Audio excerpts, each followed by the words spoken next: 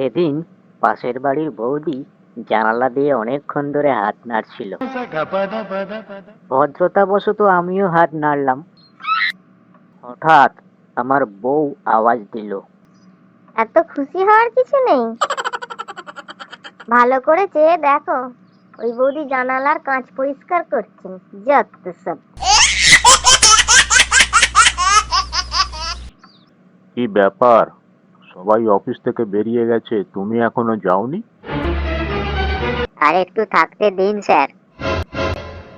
সবাই তাড়াতাড়ি যেতে চায় আর তুমি এখনো থাকতে চাইছো? সবই কপাল স্যার। মানে কদিন আগে তোমার বিয়ে হলো তো? হ্যাঁ স্যার, বউও চাকরি করে। তাহলে? আসলে স্যার, যে আগে বাড়ি যায় তাকে রান্না করতে হয়।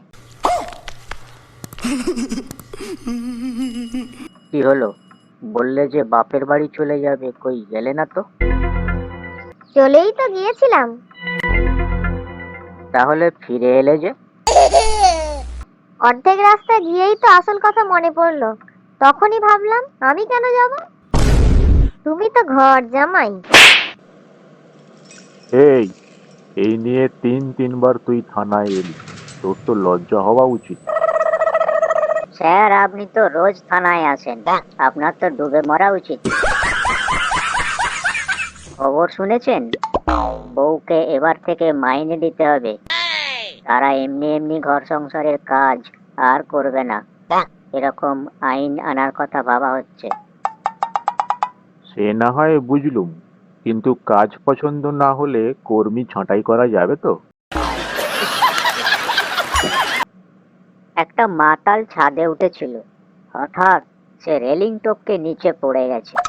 তাই দেখে আশেপাশের লোকজন ছুটে এসে জিজ্ঞেস করছে, কি হয়েছে কি হয়েছে?